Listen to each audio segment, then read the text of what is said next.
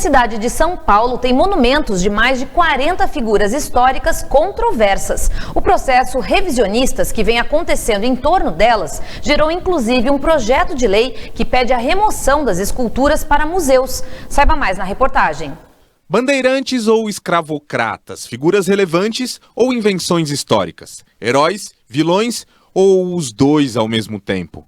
Os questionamentos sobre homenagens a nomes controversos são muitos, não vêm de hoje e aumentaram nos últimos meses no Brasil e no mundo. Em plena Avenida Paulista, no centro de São Paulo, a estátua de Bartolomeu Bueno da Silva é uma dessas que geram protestos.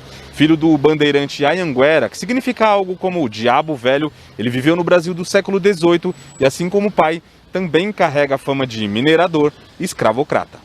A própria imagem dos bandeirantes perdurou por muitos anos como a dos desbravadores do Brasil, mas há algumas décadas, novas versões têm revisitado essas figuras. Sem negar a questão do territorial, do papel dos bandeirantes territoriais, levantou, de fato, o que estava por baixo das botas do Borba Gato, né?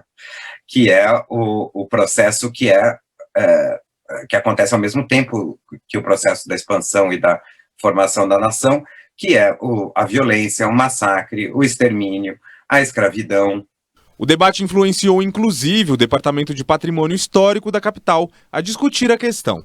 O órgão já mapeou ao menos 40 homenagens na cidade que deverão passar por análise. São obras como o Monumento às Bandeiras, a estátua de Duque de Caxias e a de Borba Gato, incendiada há cerca de 2 semanas.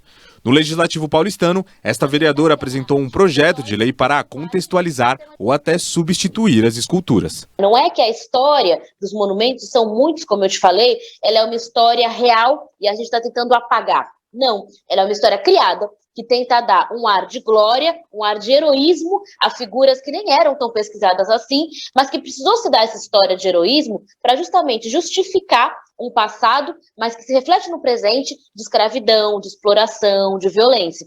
Então, o projeto que eu coloco é um projeto da gente também contar a história dos heróis e heroínas negros e indígenas. O projeto já passou pela Comissão de Constituição e Justiça da Câmara dos Vereadores de São Paulo e deve ir a plenário no segundo semestre, mas há quem não concorde com a ideia. Essas figuras elas podem ser controversas de acordo com os valores que nós temos nos dias atuais. Cultura, a condição social daquele momento determinava a legalidade daquela atitude. O poder público para o patrimônio, né, sobretudo, deve encaminhar essas formas de legitimar as decisões do que fazer com a nossa cidade, com a própria cidade e com os seus signos do passado.